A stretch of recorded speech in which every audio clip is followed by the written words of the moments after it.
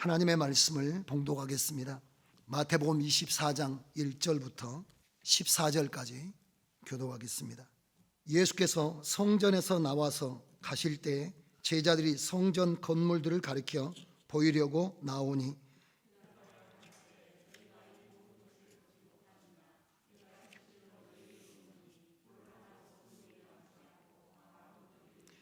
예수께서 감람산 위에 앉으셨을 때 제자들이 종용이 와서 가로되 우리에게 이르소서 어느 때에 이런 일이 있겠사오며 또 주의 임하심과 세상 끝에는 무슨 징조가 있사오리까?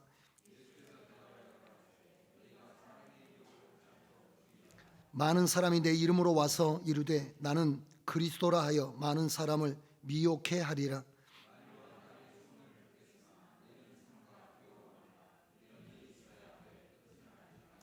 민족이 민족을 나라가 나라를 대적하여 일어나겠고 처처에 기근과 지진이 있으리니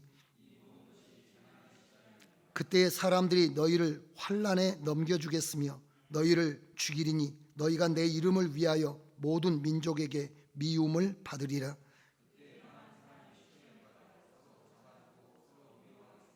거짓 선지자가 많이 일어나 많은 사람을 미혹하게 하겠으며 그러나 끝까지 견디는 자는 구원을 얻으리라.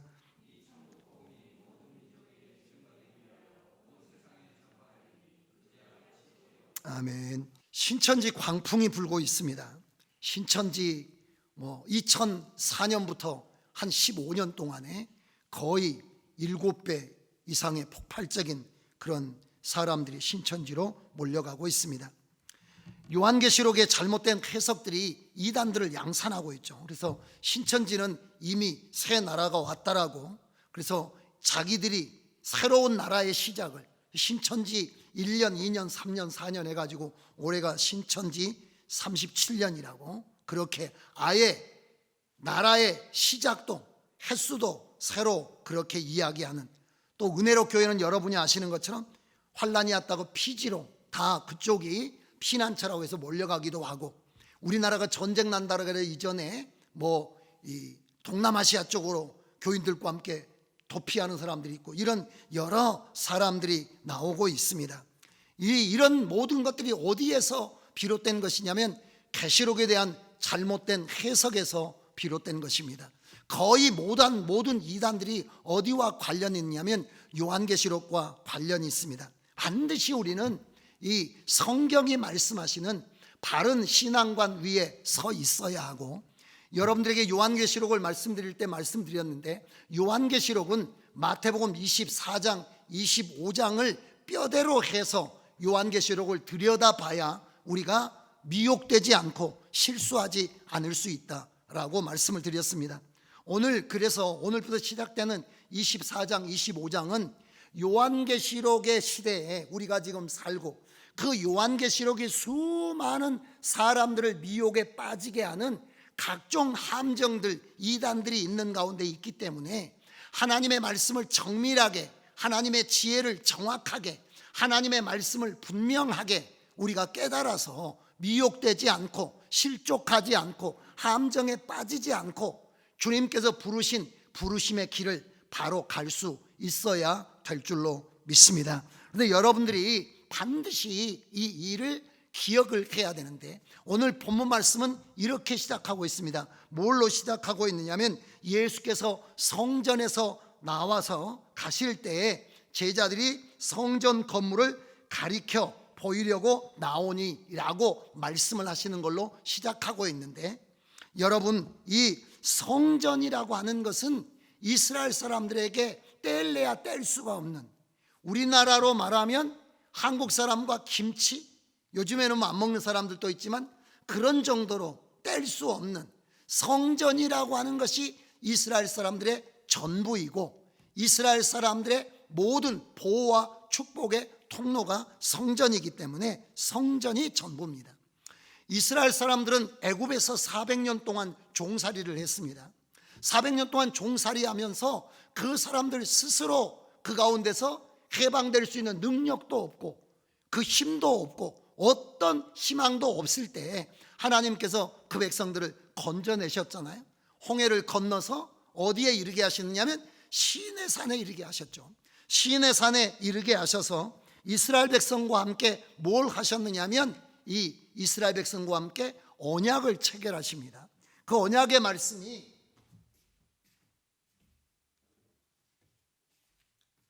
출애굽기 19장 5절 6절에 출애굽기 19장 5절 6절이 아브라함의 후손인 이스라엘 백성과 하나님이 언약한 내용입니다.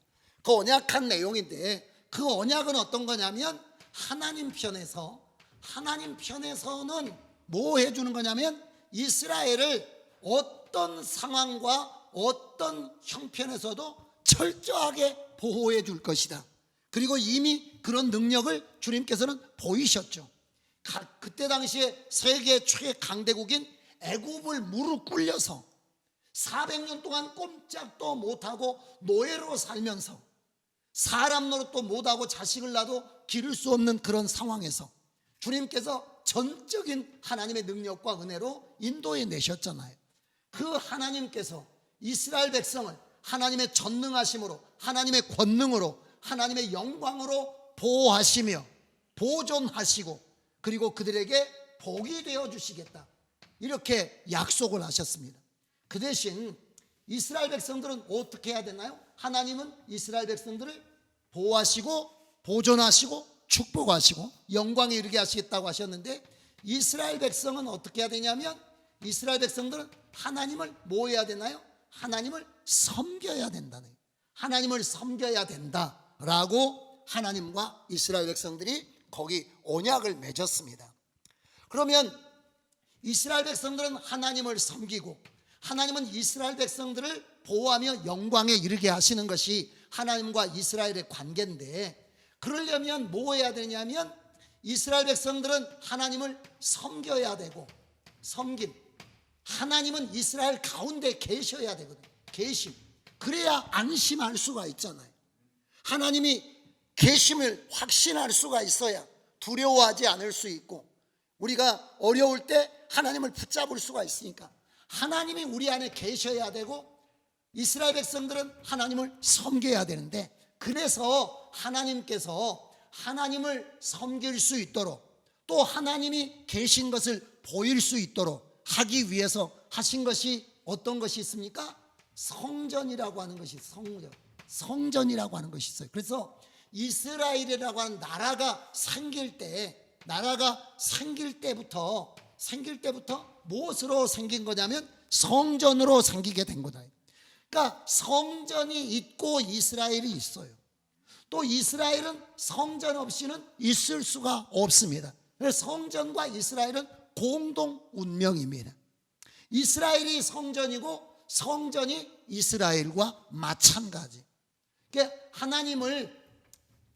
그래서 하나님이 어디에 계신가요? 성전에 계십니다. 하박국 2장 20절의 말씀처럼 여호와는 그 성전에 계신다. 성전에 계시고, 우리가 역대기도 마찬가지고 열왕기하 8장에도 솔로몬이 성전 건축해 놓고 하나님의 이름이 이곳에 있다, 하나님의 임재가 이곳에 있다, 이렇게 이야기를 하고 있습니다. 그러니까 성전은 하나님의 임재의 상징이에요. 하나님의 임재의 상징. 그래서 이스라엘 백성들이 성전을 볼 때마다 성전만 보는 게 아니고 보이지 않는 누구를 보는 겁니까? 하나님을 보는 거예요. 그 하나님이, 성전이 우리 가운데 있으니 성전 안에 계신 누가 우리 가운데 있는 건가요? 하나님이 우리 가운데 계시고, 하나님이 우리 가운데 계시면 하나님의 전능하심으로 우리를 보호하시고 보존하시고, 하나님의 영광스러움으로 우리를 영광스럽게 하시며, 하나님의 복됨으로 우리를 복되게 하시는 하나님의 역사가 있는 겁니다. 그러니까 성전이 사라져버린다는 것은 하나님을 찾아 이렇게 경험하기가 어려운 상황에 이르게 되기 때문에 이스라엘 사람들에게 성전은 항상 눈 뜰 때마다 보고 그 성전을 인하여 안심하고 신앙생활을 해가도록 되어 있습니다. 성전에서 그렇게 신앙생활을 해가도록 되어 있는데, 이 성전에 가장 중요한 것, 그래서 성전은 그 사람들에게 희망이요, 그 사람들에게 방패요, 그 사람들에게 군대요, 이 성전이라는 것이 그들의 전부였습니다. 이스라엘의 역사는 성전과 함께 흥하고 성전과 함께 망하게 되어 있습니다. 성전의 역사를 보면 성전이 어디서부터 시작됐느냐 하면 우리가 지금 모세가 시내산에서 하나님 앞에 시내산에 올라가 가지고 두 가지 받아왔다고 했잖아요. 하나는 뭘 받아왔습니까? 십계명을 중심으로 한 말씀을 받아 가지고 왔고요. 두 번째는 뭘 받아 가지고 왔습니까? 성막 설계도를 받아 가지고 왔습니다. 성전 설계도를 받아 가지고 왔어요. 이 모세 당시에는 이스라엘 백성들이 가나안 땅을 얻기 위해서 이동해야 됐기 때문에 성전을 고정식으로 짓지 못하고 포터블 이동식 성전을 지었습니다. 이동식 성전이기 때문에 우리가 이걸 천막으로 지었잖아요. 천막 성전, 이걸 회막이라고 하거든요. 회막 성전, 막으로 되어 있다, 포장으로 되어 있다는 겁니다. 포장지 같이 천막으로, 천으로 되어 있다, 이 말. 천막 성전입니다. 이 성전이 거의 어느 시대까지 오냐면 다윗 왕의 시대까지 오게 되죠. 이 천막 성전이 쭉 회막 성전의 시대. 그 다음에 두 번째는 누가 지은가요? 솔로몬이 성전을 지어요. 다윗의 아들 솔로몬 성전. 그래서 솔로몬 성전이 지어져 있는데 이 솔로몬 성전이 나중에 어떻게 되면 불에 타게 되죠. 586년에 BC 586년에 느부갓네살이 쳐들어와 가지고 이 성전을 불질러 버려요. 완전히 불에 다 타게 됩니다. 그 다음에 성전이 타게 되면서 나라가 망해버리거든요. 성전이 무너지면 나라도 없어요. 성전과 이스라엘은 운명이기 때문에 이 성전이 그들을 보호하고 성전과 함께 살았던 거예요. 그래서 이스라엘 나라가 다시 복구될 때 이스라엘 나라는 뭘 복구해야 됩니까? 성전을 복구해야 돼요. 그래서 복구하러 오게 되죠. 그 사람이 누굽니까? 수룹바벨이라고 하는 사람. 그래서 수룹바벨의 성전이 언제냐면 516년에 BC 516년에 다시 돌아와 가지고 이 수룹바벨의 성전을 짓습니다. 성전을 지었는데 이 성전의 시대가 쭉 이어지다가 여러분들이 이제 나중에 종말의 때도 그런 적그리스도의 역사가 나타날 텐데 이 성전, 수룹바벨의 성전이 세워지고 나서 시간이 조금 흐른 다음에 시리아 쪽에 있는 안티오커스 에피파네스라고 하는 사람이 이렇게 이스라엘 나라에 쳐들어와 가지고 성전을 모독하고 성전을 더럽히는 역사가 170년경에 있어요. BC 170년경에 그렇게 성전에 더럽혀지는 역사가 있었는데 그 성전을 새롭게 회복한 사람이 마카비라고 하는 이스라엘의 영적 지도자인데 그래서 마카비 혁명이라 그래가지고 167년에 이 성전을 다시 정결하게 하고 성전을 되찾아요. 그런데 이게 100년 정도 가다가 BC 63년경에 로마의 폼페이우스라고 하는 이 장군에게 완전히 점령돼 가지고 수룹바벨 성전이 무너져서 사라지게 됩니다. 이 수룹바벨 성전은 63년에 BC 63년에 로마에 의해서 완전히 이제 부셔지게 돼요. 그리고 오늘 성경에 나와 있는 성전이 누구의 성전입니까? 이것이 헤롯의 성전이에요. 헤롯 성전. 헤롯이 지었다 그래서 헤롯 성전입니다. 만든 사람의 이름을 따라서 모세의 회막 성전이고 솔로몬 성전이고 수룹바벨 성전이고 헤롯의 성전인데 이 헤롯의 성전은 BC 예수님 태어나기 한 20년 전부터 그래서 우리가 성경에 보면 46년 동안 지었다 그래서 이렇게 계속 짓고 있는 그런 상태를 이야기하는데 요 헤롯 성전의 시대를 이야기해요. 헤롯 성전이 오늘 성경에 나와 있는 예수님이 걸어 나오신 성전은 헤롯 성전이고요. 제자들이 가르쳤던 성전이 이 헤롯 성전인데 예수님께서 말씀하십니다. 이 성전이 다 어떻게 된다는 건가요?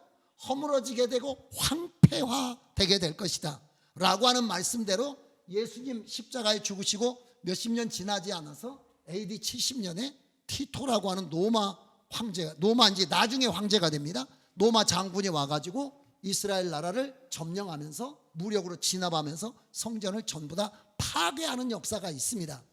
그런데 이제 어떤 때 이런 일이 있겠습니까? 라고 말할 때 이 AD 70년에 이스라엘의 성전이 무너지는 때에 대한 하나님의 말씀도 거기 들어있지만은 어떤 것이 들어있냐면 종말에 대한 것이 들어있어요.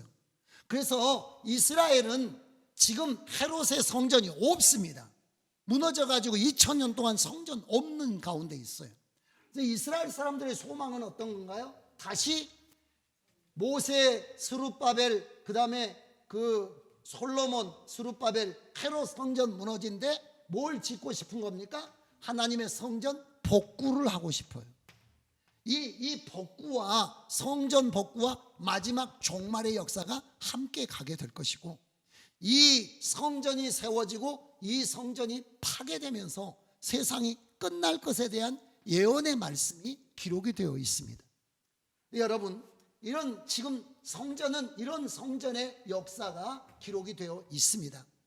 근데 이만큼 이스라엘 사람들에게는 성전이라고 하는 것이 중요하고 중요한 거예요. 그러면 이 성전이 중요한데, 그래서 앞으로 이 성전과 종말에 대한 이야기를 여러분 몇 번에 걸쳐서 여러분들에게 조금 세심하고 꼼꼼하게 여러분 말씀을 드리도록 하겠습니다. 근데 이 성전에 대한 이야기를 첫 번째로 말씀을 드리면, 성전의 가치라는 것이 있어요. 성전이 어떨 때 성전으로서의 가치를 가지고 있느냐, 그렇지 않으면 가치가 떨어지면 쓰레기나 마찬가지거든요. 우리가 상품이 신선도를 유지하고 있을 때는 그것이 우리의 식재료가 되지만은 그 안에 가치가 떨어져요. 이제 썩어요. 냄새가 나요. 짓무르게 돼요. 그러면 가치가 있는 것이 아니라 쓰레기에 불과한 겁니다. 성전도 성전을 가치 있게 해주는 그 특성이라고 하는 게 있어요.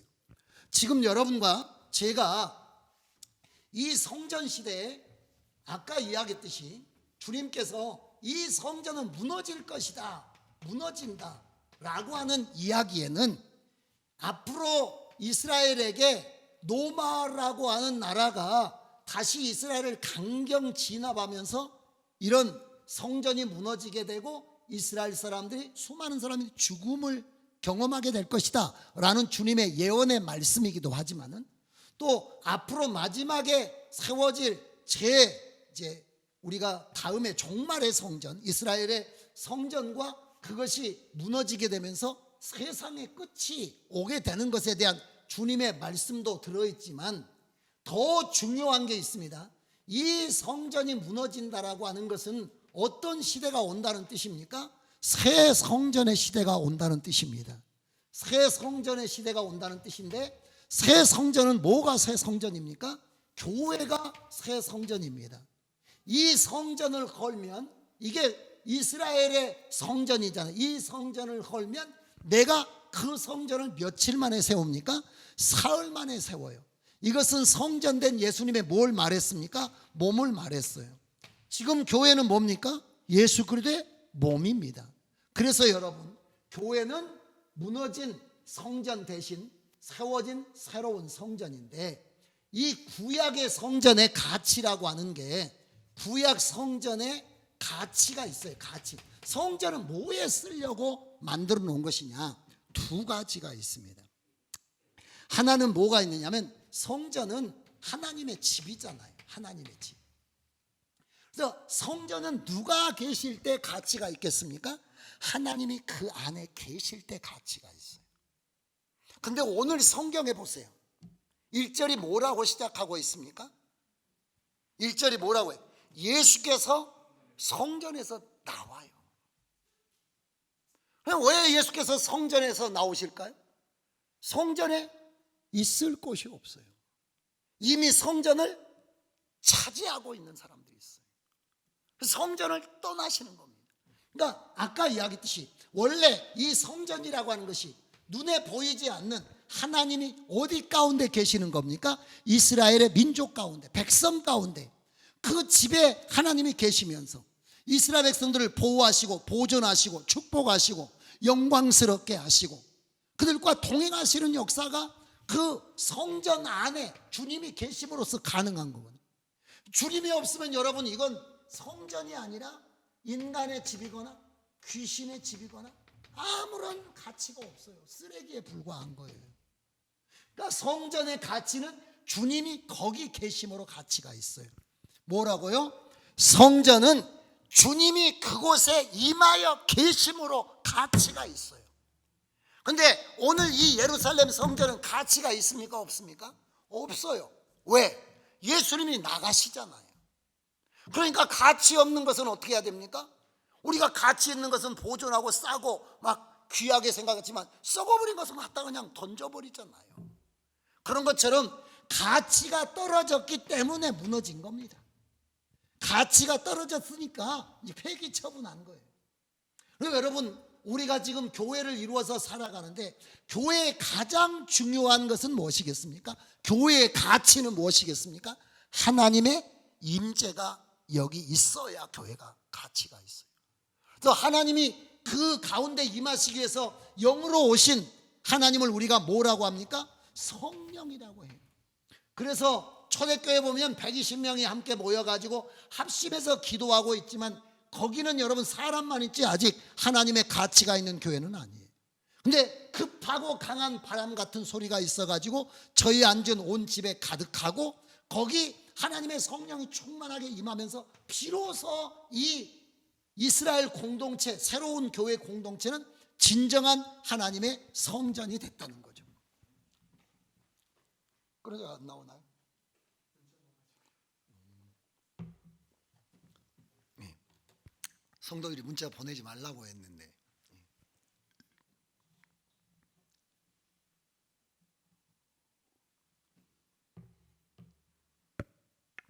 저한테 문자가 온 거예요?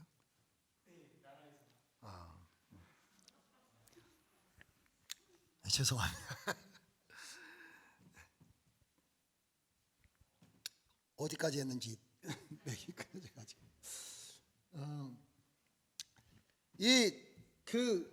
교회에 하나님의 성령이 임하셔서 비로소 교회가 그리스도의 몸으로서의 가치를 가지고 있었어요. 또 왔어요?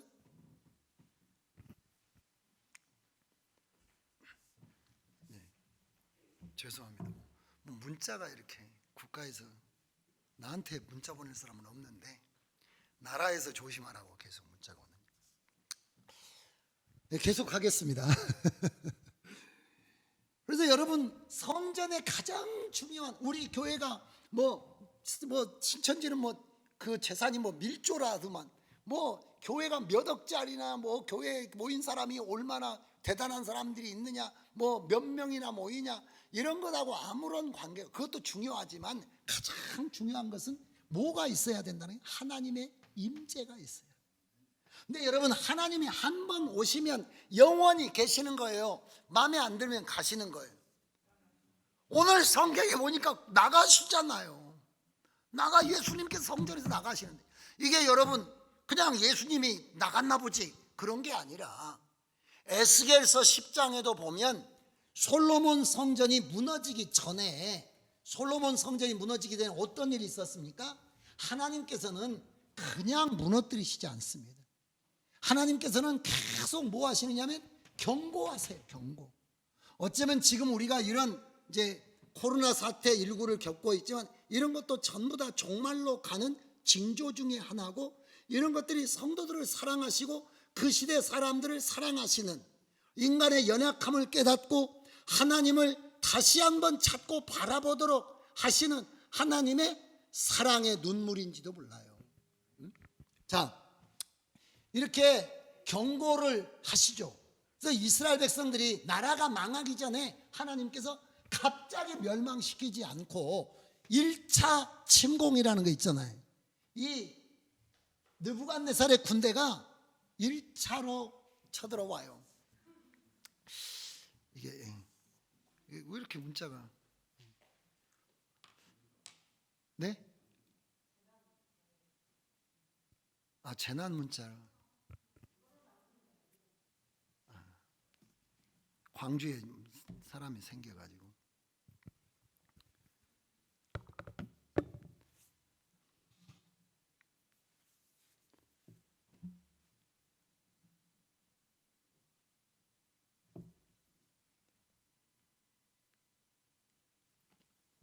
됐나요? 네. 하여튼간 그렇다는 이야기입니다.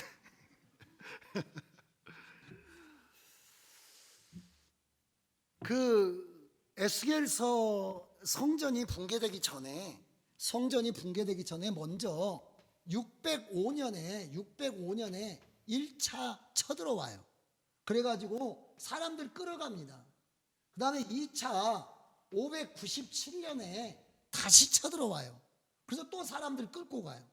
그리고 나서 587년에 쳐들어와가지고 586년에 나라가 완전히 망하고 성전도 5월 달에 불이 타게 돼요. 4월 달에 함락돼가지고 5월 달에 불이 타게 됩니다. 근데 요때 597년에 포로로 잡혀온 사람들 중에 누가 있느냐면 제사장 계열에 있는 에스겔이라고 하는 사람들이 있어요. 에스겔이라는 사람이 있는데 그때 포로로 잡혀온 사람들의 대표들, 장로들이 찾아와 가지고 하나님 앞에 원망해요. 뭐라고 원망하느냐면 우리 하나님이 우리 지켜준다더니 이렇게 큰 나라에게 전쟁에 져가지고 우리가 낯설고 물서른 데까지 포로로 잡혀와서 이렇게 너무 나라에서 이렇게 살고 있으니 하나님이 지켜준다는 거 뭐 약속이 어디가 있습니까? 하나님 문제가 있는 거 아닙니까? 라고 하는데 그때 하나님께서 에스겔을 지금 나라가 아직 망하지는 않았습니다. 전쟁을 2번이나 겪으면서 수많은 사람이 포로로 잡혀가 있는 상태예요. 포로로 잡혀가 있는 사람들이 하나님을 원망해요. 그러니까 하나님께서 예루살렘의 성전으로 에스겔 데리고 가잖아요. 그 데리고 가가지고 보여줘요. 근데 그 안에서 이루어지는 현상은 어떤 거냐면 온갖 우상 숭배와 하나님을 경멸하고 짓밟는 역사가 있어가지고 거기에 나오는 이야기가 어떤 거냐면 에스겔서 10장에 보면 하나님이 떠나가는 내용이 나와요. 하나님이 떠나갔어요. 떠나갔으니까 성전이 어떻게 된 겁니까? 쓰레기가 된 거예요. 그러니까 바로 느부갓네살이 쳐들어와 가지고 성전을 불질러 버리는 거예요. 지금도 교회 안에 가장 중요한 것은 성령의 충만이에요. 왜 우리가 인본주의를 경계해야 되고 세속주의를 경계해야 되고 교회의 세속화를 경계해야 되는 이유 중에 하나님은 여러분 우리가 하나님을 경외함과 하나님을 사랑함과 진정으로 섬김이 없다면 하나님은 떠나시는 거예요. 우리가 영원토록 내가 너희와 함께하리라 경외함을 가지고 있어야 된다는 거예요. 경외함을 가지고 있어야 된다는 거. 그래서 성전의 가치는 하나님이 있어야 돼요. 근데 성전이 예수님이 떠나시잖아요. 거기 23장 앞에 좀 보실래요? 23장 조금 앞에만 보시면 23장 그 앞쪽에 38절에 보면 뭐라고 이야기하나요? 읽어보시면 너희 집이 황폐하리라.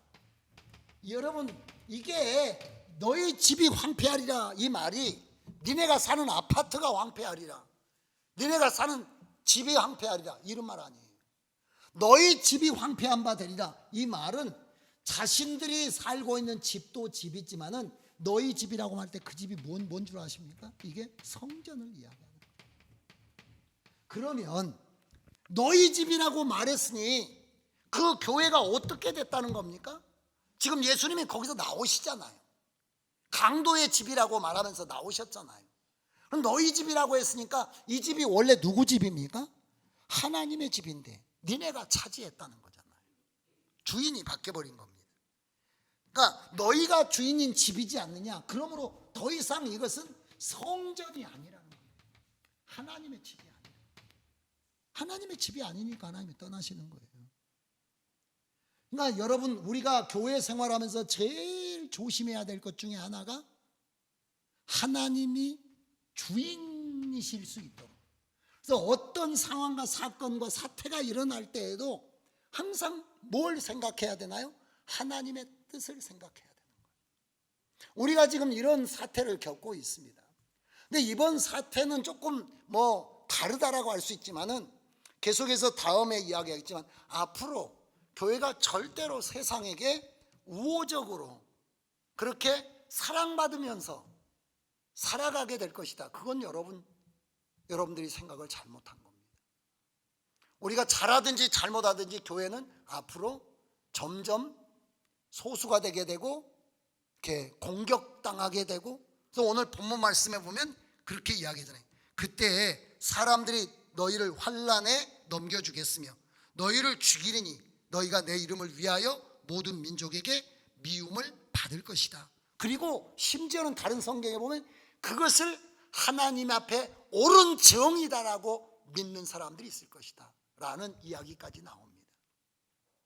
우리 지금은 이제 전염병으로 우리가 어떻게 해야 되나 이런 지혜를 구하고 있는 상황이지만, 이것과 다르게 시간이 흘러갈수록 교회에 대한 세상의 그 시각이 절대로 점점 좋아지지는 않습니다. 제가 여러 번 여러분에게 같이 신앙생활 하니까 경고했습니다. 경제가 무너질 것이다. 절대로 좋은 시절로 돌아가진 않는다. 완전히 망하진 않겠지만은 오르락내리락 하겠지만 계속 하향세를 탈 수밖에 없어요. 왜냐하면 성경이 그렇게 이야기를 하고 있으니까. 교회도 마찬가지. 여러분과 제가 막 이 이단을 보면서 놀라잖아요. 얼마나 많은 수. 근데 그게 성경이에요.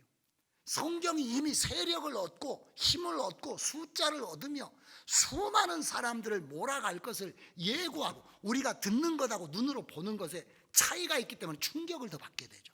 근데 성경대로 될 수밖에 없어요. 근데 성경대로 되는 것 중에 하나가 어떤 거냐면 하나님이 떠날 수도 있다는 거예요. 교회 안에서. 그러려면 어떻게 해야 되냐면 어떤 일에 대한 처리든지 누구의 결재를 받아야 되나요? 하나님의 결재를 받아야 되고 하나님의 뜻을 물어야 돼요.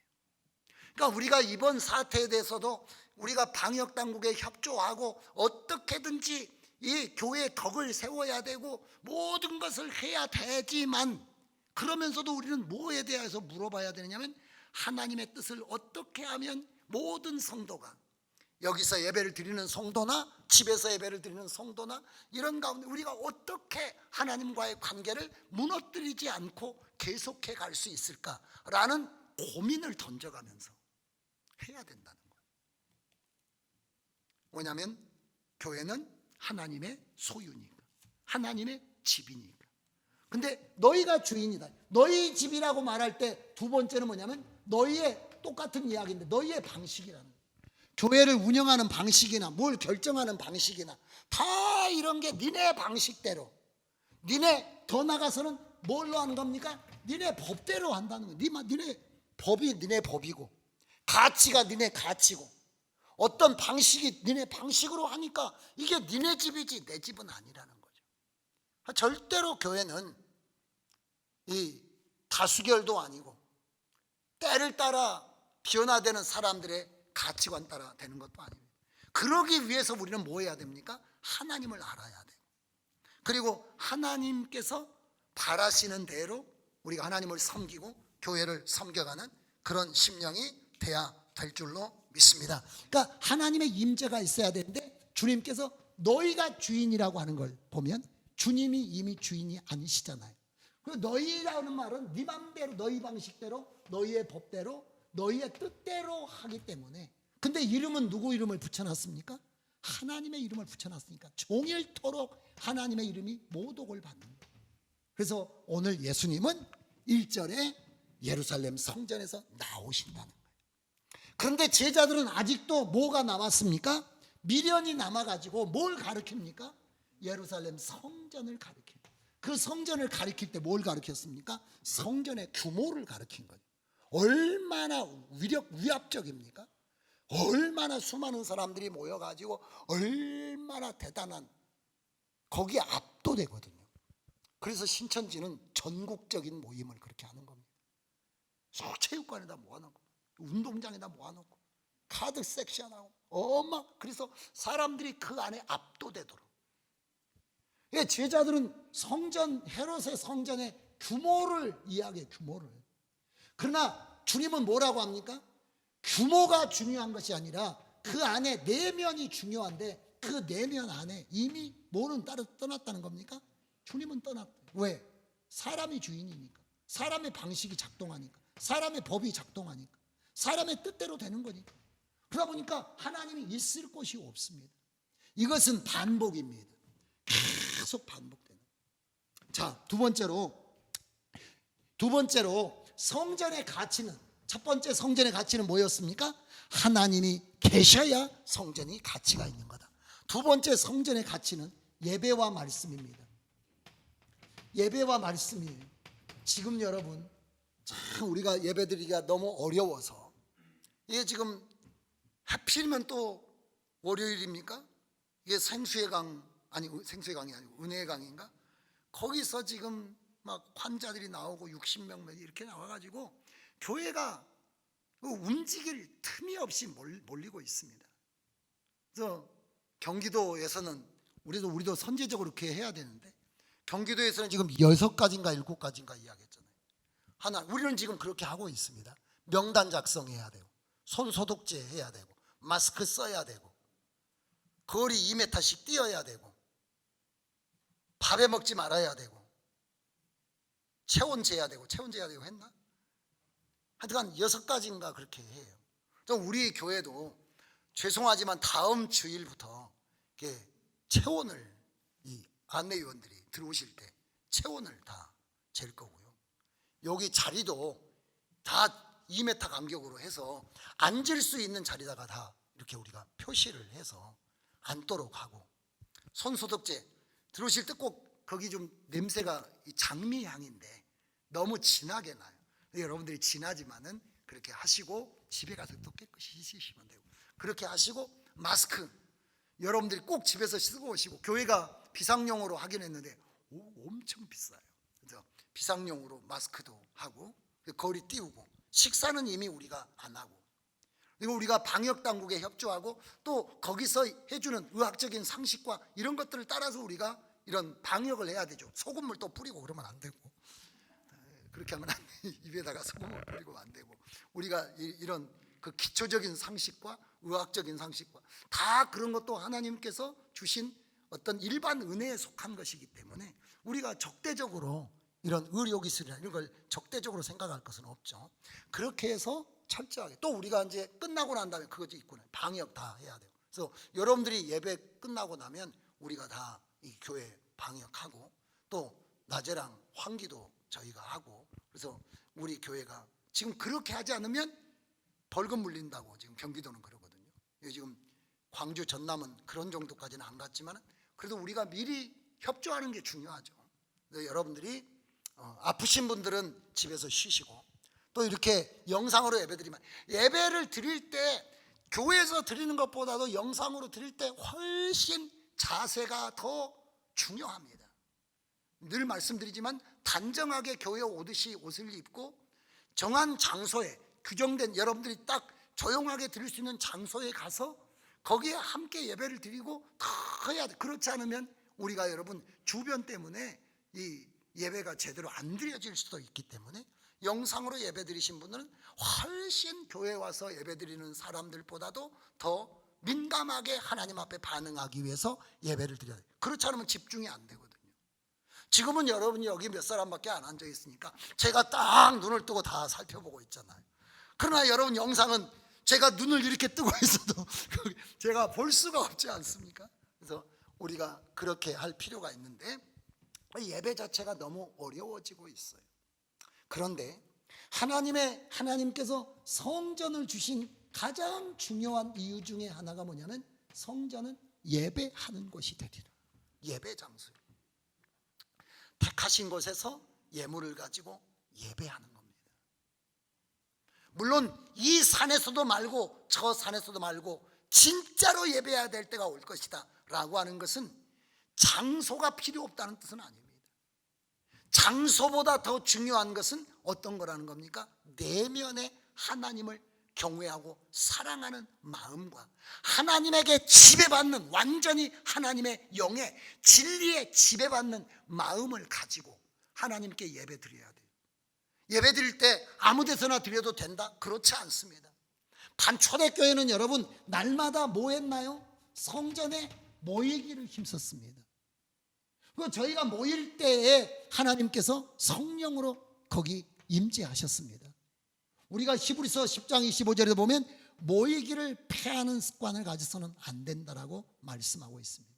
그래서 예수님이 말씀하시는 이 산에도 말고 그 산에도 말고 진정으로 예배할 때가 오나니 곧 이때라라고 말씀하시는 것은 이미 껍데기만 남아있고, 껍데기, 장소만 남아있고, 하나님도 사라지고 하나님의 법도 사라지고 하나님의 모든 것이 무너진 거기서 예배드리는 게 아니라 뭘로부터 회복이 되냐면 다시 심령으로부터 새롭게 돼요. 그래서 지체로 몸을 이룬 성도들과 함께 예배를 드려야 되니까 여기서 예배를 드려서 영상 예배를 돕는 여러분이나 우리 지금 영상으로 예배를 드리고 계시는 분들이나 아니면 지금 이게 2달 가까이 진행되고 있기 때문에 그마저도 여의치 않는 모든 분들이 하나님의 교회에 모여서 예배 드리고자 하는 간절함을 우리가 가져야 된다는 거예요. 간절함을 가져야 돼요. 성전이 예배 드리지 않으면 성전의 가치가 무너지는 겁니다. 근데 예배의 가치가 있어요. 왜? 하나님과 그 백성이 아까 계약을 맺을 때 뭐라고 했습니까? 하나님을 섬기기로, 예배하기로. 출애굽기 3장 12절에 보면 뭐라고 나왔냐면 모세에게 하나님께서 3장에 만나가지고 네가 이스라엘 백성들을 애굽에서 데리고 나올 건데 이 산에서 하나님을 경배하게 될 것이다. 하나님을 경배를 어디서부터 시작하느냐면 거기 시내 산에서 시작해요. 그리고 그 경배가 쭉 이어집니다. 어디서 이어지나요? 산에 가서 예배 드리는 게 아니라 성막, 이동하는 성막과 함께 예배를 드려요. 그리고 이 성전의 가치는 그래서 예배 드리는 가치가 있어요. 또 교회 중에 가장 중요한 사역이 예배 사역입니다. 우리가 예배를 위해서 우리가 성가대도 하고 대표기도도 하고 헌금도 하고 안내도 하고 또 다 이런 걸 하잖아요. 말씀도 듣고 우리가 간증도 하고 이게 예배가 생명입니다. 예배가 하늘의 성전에서도 뭐 드리겠습니까? 예배가 있습니다. 하늘의 예배가. 그 다음에 성전의 가치가 어디가 있냐면 성전 안에서 하나님의 말씀이 선포돼야, 진짜 말씀이 선포되어야 여러분 성전의 가치가 있어요. 이사야서를 한 번만 읽어보고 말씀을 정리하겠습니다. 이사야 2장 3절에 보시면 이사야서를 한번 읽어볼게요. 이사야서 2장 3절에 보시죠. 2장 3절을 읽어볼까요? 많은 백성이 가며 이르기를 오라 우리가 여호와의 산에 오르며 야곱의 하나님의 전에 이르자. 그가 그 도로 우리에게 가르치실 것이라. 우리가 그 길로 행하리니 이는 율법이 시온에서부터 나올 것이요 여호와의 말씀이 예루살렘에부터 나올 것이다. 그러니까 지금 이사야 시대 성전이 무너지고 있지만은 다시 성전이 복구될 때 복구됐다는 건 뭡니까? 그곳에서부터 뭐가 다시 흘러나와야 된다는 거예요? 하나님의 말씀이 다시 흘러나와야 돼요. 신천지의 위력은 어디에서 나온 겁니까? 잘못됐지만 성경 공부에서 나온 거예요.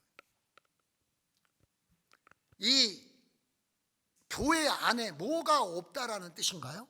하나님의 말씀이 없어서 기갈에 시달린다는 거예요.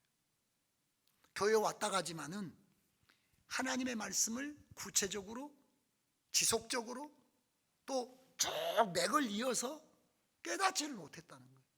그러니까 그 사람들은 굉장히 처음에는 힘들어하지만은 재밌어하는. 그러니까 월, 화, 목, 금 이렇게 몇 시간씩 6개월 동안 하잖아요.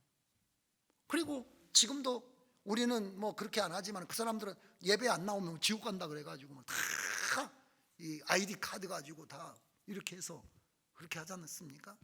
교회가 하나님의 성전에서 말씀이 사라지면 끝나는 거예요. 그래서 교회는 말씀 선포가 있어야 되고 디다케라 그래가지고 말씀을 가르치는 양육이나 우리가 목장들 모여가지고 하나님의 말씀을 나눈다든지 이런 거 굉장히 중요합니다. 말씀이 사라지면 교회는 끝이에요. 왜냐하면 하나님은 임재하여 계실 때 예배를 통하여 영광 받으시고 말씀을 통하여 그분의 통치를 실행하시기 때문에 말씀이 교회 안에서 사라진다 그러면 안 된다는 거예요. 그래서 어떤 사람들은 그렇게 이야기하거든요. 설교도 귀찮아요. 여러분 사실은 정말 꼼꼼하게 말씀을 들어야 되고 성경 찾아가면서 들어야 되고 성경을 이어가면서 들어가지고 여러분들이 귀에 못이 박혀야 된다. 그 사람들은 다 세뇌된 사람들이잖아요. 오늘 진리의 하나님의 말씀 앞에 붙잡혀야 되는데 잘못된 것에도 붙잡히고 세뇌가 돼가지고 인생을 다 투자하는 그런 상황인데 우리는 말씀을 사모하지 않는다는 거예요. 제일 좋아하는 게 말씀 없는 걸 제일 좋아해요.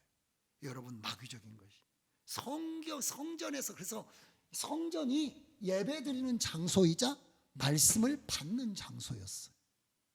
하나님께는 예배드려야 되고 하나님의 말씀을 받아야 되는 이것의 이 가치가 성전 안에 있었던 겁니다. 그래서 여러분들이 성전을 늘 이 교회를 소중하게 생각하시고 또 마지막 시대를 이기는 그런 교회가 되도록 해야 될 줄로 믿습니다. 기도하겠습니다.